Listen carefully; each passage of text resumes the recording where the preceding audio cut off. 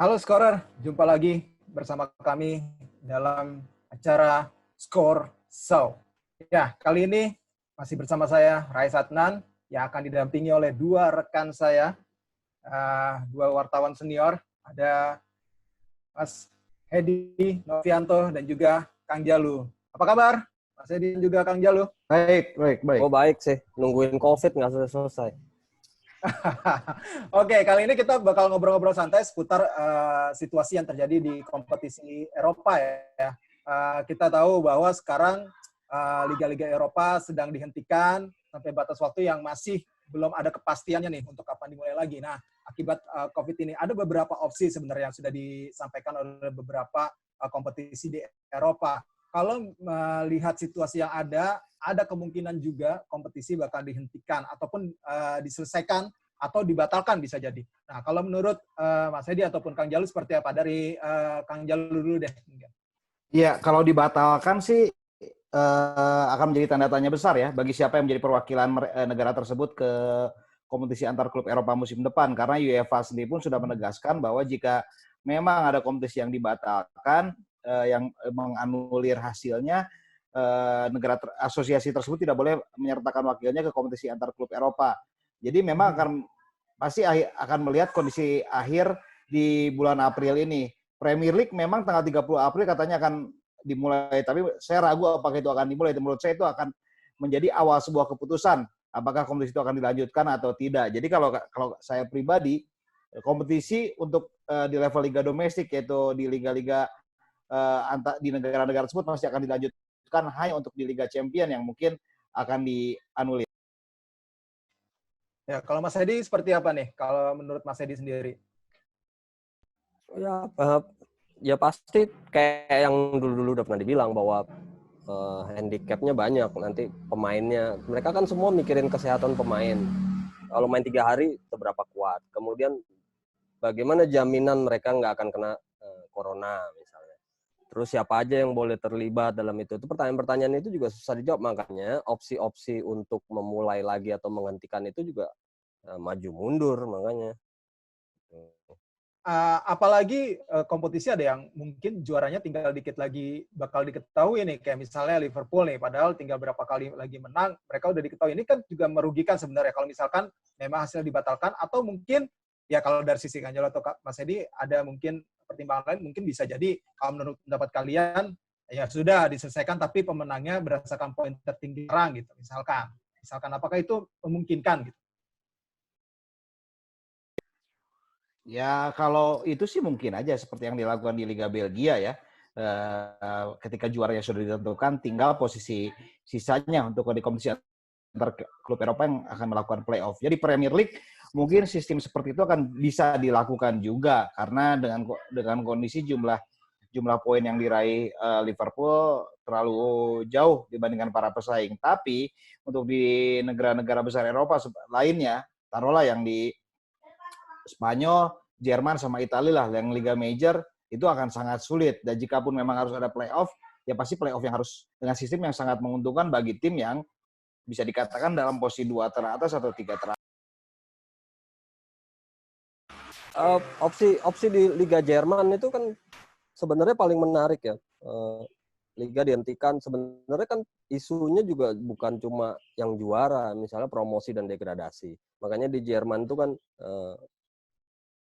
otoritas mereka bilang, udahlah musim depan pesertanya ditambah dari yang promosi, jadi yang degradasi tetap di divisi 1, tapi yang promosi naik gitu, jadi lebih banyak.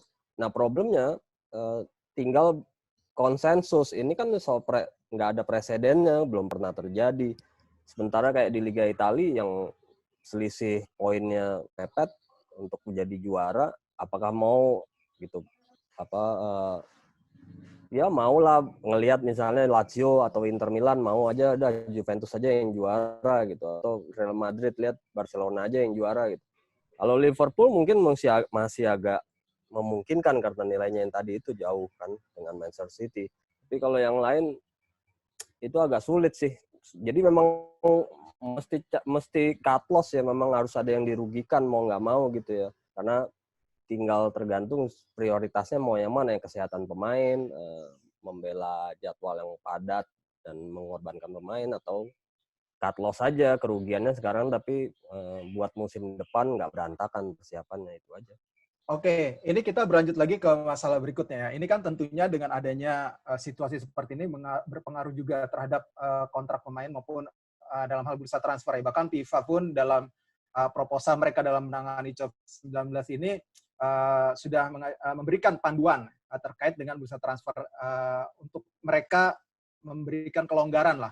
Jadi kalau misalkan kontrak itu dalam hal masa transfer dan juga kapan bisa pemain berbicara dengan klub lainnya jika dalam durasi berapa minimal kontraknya akan selesai gitu, berapa bulan lagi akan selesai. Nah, ini kalau menurut Kang Jalu dan juga Mas Hedi sendiri menanggapinya seperti apa terkait dengan bursa transfer ini ataupun kontrak pemain? Ya kalau masalah kontrak pemain kan katanya juga dibilang di FIFA yang mungkin sampai akhir Desember ya, yang bisa lebih panjang ya. Kalau sebenarnya kontrak bukan hal baru dalam dunia sepak bola bahwa kontrak itu bisa sampai akhir Desember. Itu sebelum sekitar akhir 90-an sampai tahun 2000-an awal masih sampai akhir Desember baru ditutup. Dan kondisi ini juga kenapa menjadi berkembang ya karena memang Liga Italia sendiri kan operatornya sudah mengklaim bahwa paling cepat juga saya akan menyelesaikannya di bulan Agustus. Nah, yang jadi pertanyaan sebenarnya bukan dari sisi kontrak yang itu adalah bagaimana pemain yang kontraknya habis pada 30 Juni mendatang. Ini kan pasti sangat banyak ya, termasuk yang statusnya pinjaman. Apakah akan menjadi adendum atau seperti apa? Karena bisa jadi, taruhlah yang paling gampang, misal Brugge udah juara di Belgia, ada pemain yang dipinjamkan dari tim lain, sementara bulan Juli udah ada playoff. Nah ini akan harus menjadi konsensus tambahan tadi seperti dikatakan Hedi, karena menyangkut bukan hanya soal masa depan pemain, tapi kebutuhan tim terhadap pemain yang dipinjamkan tersebut atau pemain yang akan datang setelah kontraknya habis. Ya, kalau Mas Hedi gimana? Kan ada juga satu contoh kasus misalnya Hakim Ziyech nih, yang kontraknya dengan klub baru per 1 Juli ini gimana? Ya, itu lagi-lagi patokannya FIFA, tadi Jalu bilang. FIFA bilang untuk pemain yang kontraknya habis 30 Juni itu akan ada perpanjangan kontrak, dan klub akan sangat repot sekali karena memang rata-rata pemain habis kontraknya 30 Juni. Sementara kalau misalnya Liga selesai akhir Agustus, katakanlah, mereka harus bikin kontrak baru hanya untuk 2 bulan, dan klub sih sebagian memang setuju karena memang mau nggak mau memang harus melakukan itu. Jadi termasuk juga pemain yang dipinjam ya klub yang minjem pasti akan ngubah kontraknya lagi, bikin kontrak baru lah gitu, kontrak baru yang sangat jangka pendek. Mereka kalau nggak ada basis hukum itu kan nggak mau gitu. Ya, makin menarik pembahasan kita kali ini. Jangan kemana-mana Scorer, karena kita akan membahas berbagai hal menarik lainnya setelah yang satu ini. Saya Kim Kurniawan. Saya Yudo Utomo. Saya Beckham Nugraha. Saya Betani. Saya Madi Wirawan. Kami sudah biasa bersaing di lapangan. Adalah kewajiban kami untuk memenangkan setiap pertandingan. Tapi kami bersatu untuk melawan musuh yang lebih besar. Virus Corona, COVID-19 yang mengancam umat manusia. Satu hal yang pasti, musuh ini sangat cepat penularannya. Tapi bersama-sama kita bisa hentikan serangan musuh ini. Apa yang bisa kita lakukan? Jaga jarak dengan orang lain, melalui pembatasan fisik, hindari keramaian, dan di rumah aja. Saat ini kita harus rajin cuci tangan, jaga kebersihan, dan jangan pernah menyentuh wajah ketika tangan kita kotor. Jangan lupa makan makanan yang lebih bergizi, istirahat yang cukup agar daya tahan tubuh meningkat, dan olahraga di rumah aja. Yakin hari ini pasti menang. Lupakan permusuhan, kita habisi musuh yang lebih nyata.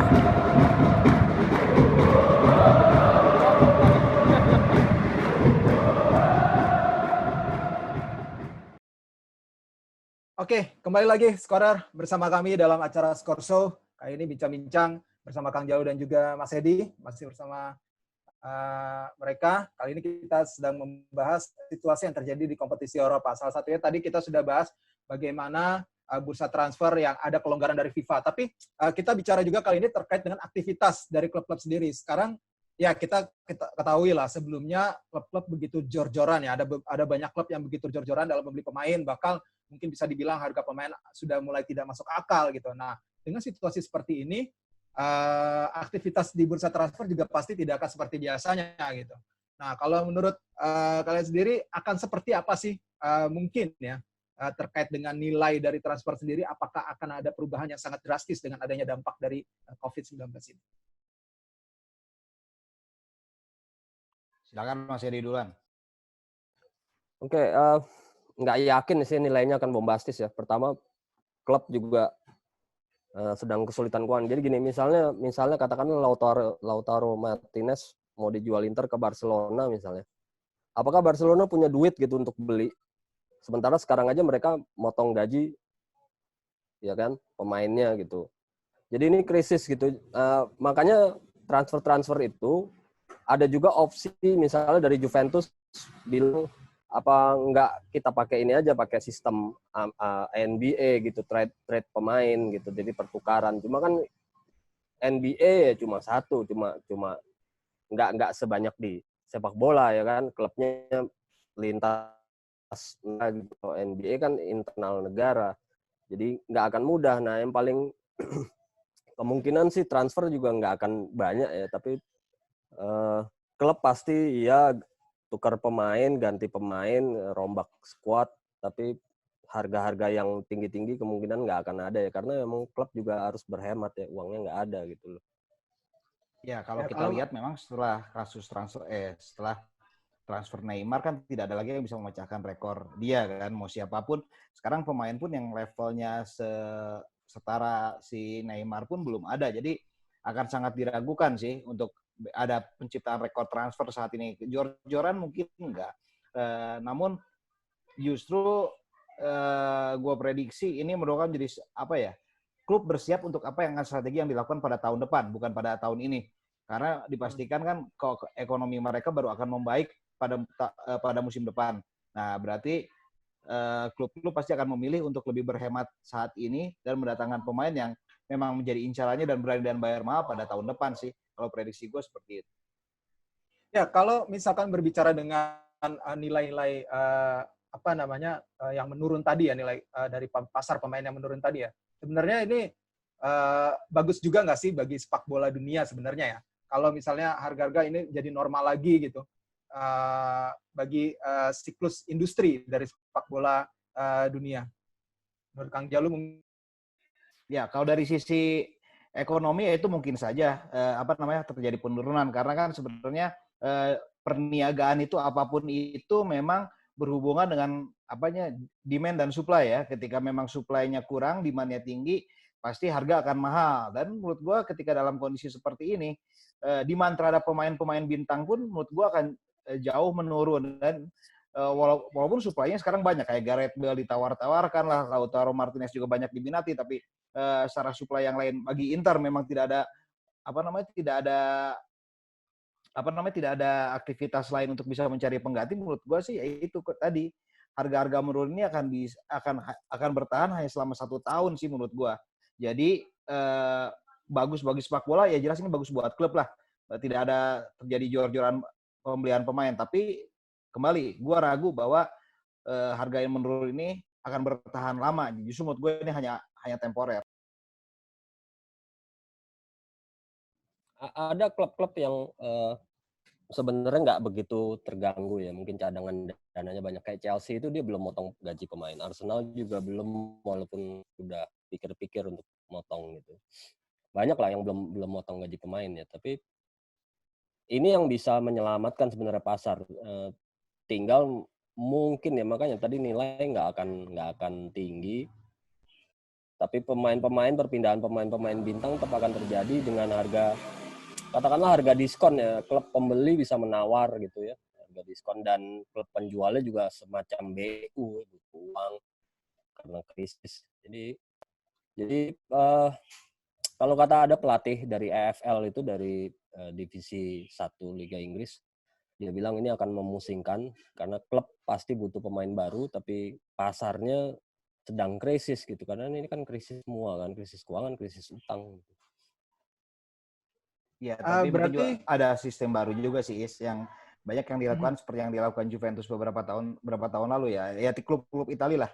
Mereka membuat dengan jaminan pada saat terakhir. Jadi bayarnya entah nyicil atau apa atau besar di belakang ya itu mungkin itu juga bisa menjadi salah satu opsi. Tapi ya kembali ragu lah untuk misalnya untuk harga yang sangat tinggi. berarti sekarang opsi barter ini bakal semakin marak untuk transfer ke depan. Dalam bursa transfer ya dua periode ke depan lah mungkin ya. Soal opsi barter ini dan juga signifikan penurunan harganya ini bakal signifikan banget nggak sih? Penurunan harga dari nilai pasar ataupun nilai kontrak dari pemain tersebut, nilai transfer dari pemain tersebut. Ya, kalau misalnya Mungkin aja kalau barter, masalah. Nggak apa-apa, Ed, lanjut dulu. Kan? Oke, mungkin aja barter. Juventus sih kayaknya sih emang siap banget untuk barter ya. Presiden, wakil presidennya udah bilang begitu. Kita tiru aja yang punya NBA. Problemnya sekarang soal gaji gitu. Jadi kalau kan transfer selalu dua step kan. Satu, kecuali yang bebas transfer. Kalau yang normal kan klub dengan klub dan kemudian klub pembeli dengan pemain gitu. Nah, setelah klub dengan klub ini kan juga klub harus nego lagi dengan pemain, kekuatan gajinya seperti apa gitu kan. Kekuatan keuangannya untuk menggaji dan seterusnya. Iya, kalau misalnya barter itu terkait juga kebutuhan sih. NBA bisa melakukan itu karena memang mereka punya salary cap. Mereka juga ada kebutuhan pemain, misal bisa menjual future apa yang namanya kalau istilah dalam security itu future income atau future option kan, mereka ketika ada draft. Tapi kan kalau di sepak bola itu tidak ada. Apa sih yang menjadi nilai tawar? Ya taruhlah misal Lautaro Martinez, belum tentu Inter juga membutuhkan taruhlah dikasih Ousmane Dembele gitu. Apakah sesuai seperti itu? Ya kembali harus benar-benar dicermati juga ketika memang opsi untuk melakukan barter ini akan dilakukan. Ya, kalau terkait dengan outstanding atau hutang klub sama pemain ini yang dicicil ya, itu gimana nih? Kalau misalnya dengan situasi ini nih. Sama, itu pasti juga akan dibicarakan lebih lanjut kan. Semua kontrak-kontrak itu dinego ulang, direview lagi, karena memang situasinya tidak normal gitu. Jadi ini nggak ada presiden, jadi mereka cari cara sendiri, cari opsi sendiri. Semua sama gitu. Kredit sih jelas ya itu yang lagi dipikirin klub juga, apakah kredit akan macet karena gini, transfer itu kan juga bayarannya nggak jarang banget ada yang cash kan, pasti semua kredit. Real Madrid pun beli Eden Hazard belinya 3 kali cicil gitu. Jadi itu juga yang lagi dipikirin, jadi soal penyusutan, nilai-nilai penyusutan, bunganya segala macam gitu. Jadi tergantung kayaknya sih akan melibatkan institusi keuangan kayaknya sih, bank gitu ya, untuk memberikan jaminan dan sebagainya gitu. Iya, karena kan sekarang selama ketika pertandingan tidak berlangsung, klub-klub itu menjadi cost center kan. Udah karena tidak ada pendapatan dari mana. Oke lah memang masih ada pendapatan hak siar atau segala merchandise segala macam, tapi kan jumlahnya jauh menurun drastis ya. Ya menurut gue ini tinggal bagaimana sih pengelolaan klub agar cash flow tetap positif. Kuncinya kan di situ, walaupun mereka merugi tapi kalau cash flow tetap positif, klub masih bisa beroperasional gitu. Itu aja sih. Oke, itu dia Scorer. Menarik sekali pembahasan kita kali ini. Tapi dengan habisnya tadi pernyataan dari Kang Jalu, maka selesai juga perjumpaan kita kali ini. Jangan lupa terus ikuti Score Show dengan pembahasan ataupun tema-tema menarik lainnya ke depan. Terima kasih atas perhatian Anda kali ini. Sampai jumpa lagi.